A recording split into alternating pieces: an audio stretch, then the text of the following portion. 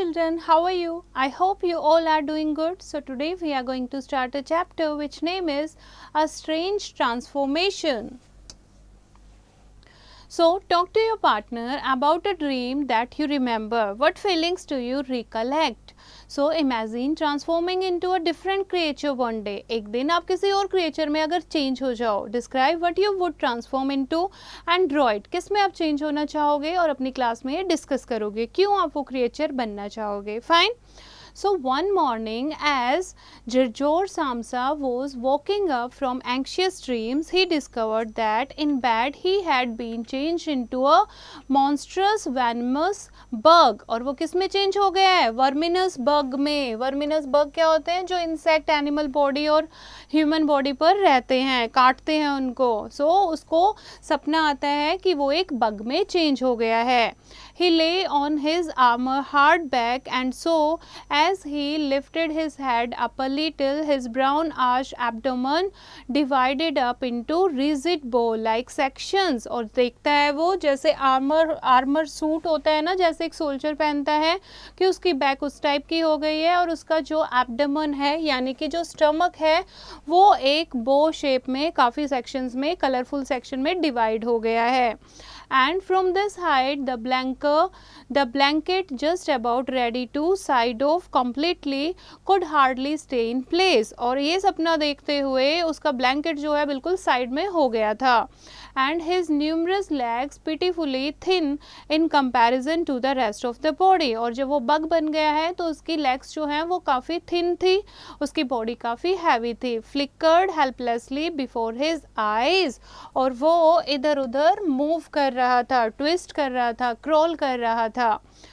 What has happened to me? He thought. It was no dream. His room, a proper room for a human being, only somewhat too small, lay quietly between the four well-known walls. Above the table on which an unpacked collection of sample cloth goods was spread out, Samsa was a travelling salesman. Hung the picture which he had cut out of an illustrated magazine a little while ago and set in pretty frame. और वहाँ पर वो एकदम से उठता है और वो सोचता है कि ये क्या हुआ, ये सपना तो नहीं था, ये तो मेरा ही रूम है, चार दीवारी के अंदर मैं हूँ, यहाँ पर मैगजीन लगी हुई है, पीस ऑफ क्लॉथ पड़े हैं टेबल पर.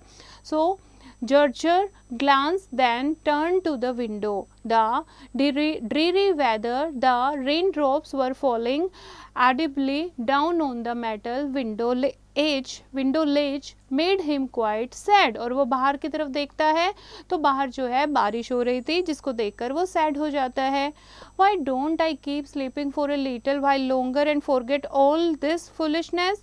He told himself. और वो सोचता है कि मैं इतना क्यों सोच रहा हूँ, मैं सो जाता हूँ थोड़ी देर और. But this was entirely impractical, for he was used to sleeping on his right side, and in the present state he could not get himself into this position. और अब वो नहीं सो पा रहा क्योंकि वो right side सोता है और इस position में वो नहीं लेट पा रहा है. No matter how hard he threw himself onto the right side, क्योंकि बेड से वो नीचे गिर गया था right side में, right, he always rolled again onto his back. He must have tried it as 100 times, closing his eyes so that he would not have to see the wriggling legs, and gave up only when he began to feel a light, dull pain in his side which he had never felt before. और वो दोबारा बहुत सोने की कोशिश करता है लेकिन वो नहीं सो पाता क्योंकि बार बार उसको अपनी पतली पतली लेग्स दिखाई दे रही थी और एक बग जैसी बॉडी दिखाई दे रही थी. Oh God, he thought, what a demanding job I have chosen, day in day out on the road. और वो क्या सोचता है, वो एक सेल्समैन था तो वो सोचता है मेरे तो पैर ही दुखने लगे हैं, मैंने क्या ही जॉब ढूंढी है, दिन रात मैं रोड पर घूमता रहता हूँ. The stresses of trade are much greater than the work going on at head office, and in addition to that I have to deal with the problems of travelling, the worries about train connections, irregular bad food, temporary and constantly changing human relationship which never come from the heart. और मुझे head office में job जो है वो बहुत ही easy होती है. As a salesman मुझे बहुत ज़्यादा स्ट्रगल करना पड़ता है और मुझे वरी भी रहना पड़ता है ट्रेन कनेक्शंस को लेकर, कैसा खाना मिलेगा वहाँ पर, कहाँ पर मैं रहूँगा, कैसे मेरे दोस्त बनेंगे, तो इसमें भी काफ़ी मुझे स्ट्रगल करना पड़ता है. To hell with it all, he felt a slight itching on the top of his abdomen. He slowly pushed himself on his back closer to the bedpost so that he could lift his head more easily, found the itchy part which was entirely covered with small white spots. He did not know what to make of them and tried to feel the place with the leg, but he retracted it immediately, for the contract felt like the cold shower all over him. He slid back again into the earlier position. This getting up early now, he thought, makes a man quite eidetic. A man must have his sleep. If I didn't hold back for my parents' sake, I wouldn't quite quit ages ago. I would have gone to the boss and told him just, I think from the bottom of my heart he would have fallen right off his desk. So, how weird it is to sit up at the desk and talk down to an employee from way up there. So, the boss is hard of hearing, so an employee has to set up quite close to him. तो कोई भी अपनी बातें discuss करे boss से तो कितना अजीब लगता है, तो वो सोचता है कि मैं चुपचाप ही रहता हूँ, कोई एम्प्लॉय जो है अपने बॉस से सारी चीज़ें शेयर नहीं करता, अपनी परेशानी शेयर नहीं करता. Anyway, I haven't completely given up that hope yet. Once I have got together the money to pay off the parents' debt to him, that should take another 5 or 6 years. I will do it for sure. और अगर मेरे parents के लिए मैं काम कर नहीं रहा होता ना, तो कब का ये जॉब छोड़ चुका होता. मुझे तब तक ये जॉब करनी होगी जब तक मैं अपने पेरेंट्स का डेब्ट जो है वो नहीं चुका देता, और इसमें 5 और 6 ईयर और लगेंगे. Then I will make the big break. उसके बाद मैं एक बहुत बड़ा ब्रेक लूँगा. In any case right now I have to get up, my train leaves at 5 o'clock. अब तो मुझे उठना होगा क्योंकि 5 बजे मेरी ट्रेन है. And he looked over at the alarm clock ticking away by the chest of drawers. और उसकी अलार्म जो है वो बज गया था क्योंकि 5 बज गए थे. Good God, he thought, it was 6:30 and the hands were going quietly on. Could the alarm have failed to ring? One saw from the bed that it was properly set for 4 o'clock. Certainly, it had rung.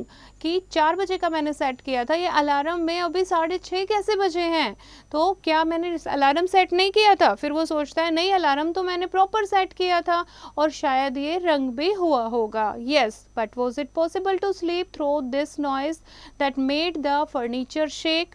Now it is true, he did not slept quietly, but evidently he would slept all the more deeply. Still, what should he do now? वो सोचता है कि वो सोया ही नहीं है, लेकिन उसे लगता है फिर कि अलार्म बजा होगा, मैंने नहीं सुना, इसका मतलब है मैं और भी डीपली जो है वो सो गया होगा. अब मैं क्या करूँ? The next train left at 7 o'clock. To catch that one, he would have to go in a mad rush. अब next train 7 o'clock है और उसे पकड़ने के लिए उसे भाग कर जाना पड़ेगा. The sample collection was not packed up yet and he really didn't feel particularly fresh and active. ना ही उसे fresh और active लग रहा है, ना ही उसने जो उसके sample हैं properly pack किए हैं. And even if he caught the train, there was no avoiding a blown up with the manager. As he was thinking all this over in the greatest haste, without being able to make the decision to get out of bed, the alarm clock was indicating exactly 7:15. There was a cautious knock on the door by the head of the bed. और एकदम से कोई door को knock करता है. Meanwhile वो bed पर लेटा हुआ डिसीजन ले रहा है कि मैं जाऊँ ना जाऊँ. So, Roger, a voice called. It was his mother. It is 7:15. Don't you want to be on your way? Roger was startled when he heard his voice answering. It was clearly and unmistakably his earlier voice, but in it was intermingled as if from below a painful squeaking. तो वो सोचता है अपनी mother की voice सुनकर कि पहले भी मम्मा ने वॉइस दी होगी, लेकिन शायद सारी चीज़ें जो है वो मिक्स हो गई हैं. Roger wanted to answer in detail and explain everything, but in these circumstances, he confined himself to saying, actually, yes, thank you mother, I am getting up right away. वो बताना चाहता था, लेकिन अब वो circumstances थे जिसमें वो बता नहीं पाता और अपनी मदर को कहता है या मुझे जाना है, थैंक यू बोलता है. It was very easy to throw aside the blanket. He needed only to push himself up a little and it fell by itself. और blanket उठाना तो बहुत easy है, सिर्फ थोड़ा सा push करना है, उसके बाद वो अपने आप हट जाएगा. But to continue was difficult, particularly because he was so unusually wide and he needed arms and hands to push himself upright. Instead of these, however, he had only many small limbs which were moving continuously with very different motions and which in addition he was unable to control. अब वो सोच रहा है कि वो एक bug है और वो कैसे इसको करे, ये तो पॉसिबल नहीं है. If he wanted to bend one of them, the first limb extended itself, and if he finally succeed doing with this limb what he wanted, in the meantime all the others, as it left free, moved around in an excessively painful agitation. But I must not stay in bed uselessly, said Roger to himself. पर सोचता है वो कि मैं इस तरीके से वो खुद को एज्यूम कर रहा है. फिर सोच रहा है कि कैसे मैं हटूँ, कैसे ब्लैंकेट को हटाऊँ, कैसे अपने पहले वाले लेग्स को, लिम जो 4 लिम्स हैं उनसे हटाऊँ या फिर बैक फुट से हटाऊँ, कैसे करूँ. फिर सोचता है कि ऐसा तो नहीं हो सकता ना, मैं हेल्पलेसली या फिर यूजलेसली बेड पर पड़ा रहूँ. सो as Roger was in the process of lifting himself half out of bed, it struck him how easy all this world be if someone were to come to his aid. अगर कोई मेरी help, वो सोचता है कि उठते हुए half उठ जाता है बेड से, फिर सोचता है कोई मेरी हेल्प करने आ जाएगा तो कितना ईजी रहेगा. Now quite apart from the fact that the doors were locked, should be really call out for help. अब डोर तो लॉक है लेकिन मैं किसी को हेल्प के लिए बुलाऊं क्या. Then there was a ring at the door of the apartment. That is someone from the office, he told himself. They are not opening, Roger said to himself, and caught up in some absurd hope. But of course then, as usual, the servant girl with her firm tread went to the door and opened it. अब वो सोचता है कि कोई office से होगा तो वो सोचता है कि मैं जाऊं या ना जाऊं खोलने. फिर वो देखता है कि जो उसकी सर्वेंट गर्ल है वो डोर को ओपन करने जाती है. Roger needed to hear only the visitor's first word of greeting to recognize immediately who it was, the manager himself. Roger जो है कहता है सिर्फ एक आवाज़ आ जाए तो मैं रिकॉग्नाइज कर लूँगा कि कौन आया है, क्या मैनेजर तो नहीं आ गया. Roger swung himself with all his might out of the bed.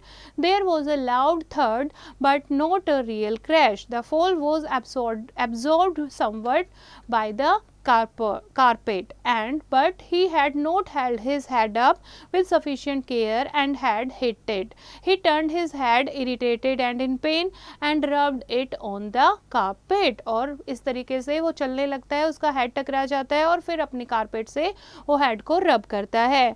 Something has fallen in there, said the manager in the next room. और नेक्स्ट रूम से आवाज़ आती है कुछ तो नीचे गिरा है. तो यानी वो कौन था, उसका मैनेजर था. और यहाँ पर जो नैरेटर है या फिर जो मैन है इसमें जॉर्ज, वो जॉर्ज जो है वो क्या सोच रहा है कि मैं खुद एक क्या बन गया हूँ, क्रिएचर बन गया हूँ. अब मैं कैसे सिचुएशन को फेस करूँगा, कैसे मैं सारी चीज़ों को कोप अप करूँगा, राइट. सो वो क्या देख रहा है बच्चे, सपना देख रहा है. So this story is written by Franz Kafka. So about the poet,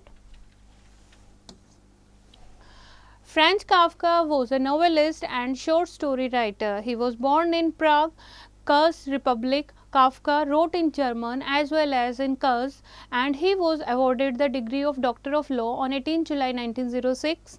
Kafka's first collection of stories, Contemplation, was published in 1908, and he gained fame for his works such as the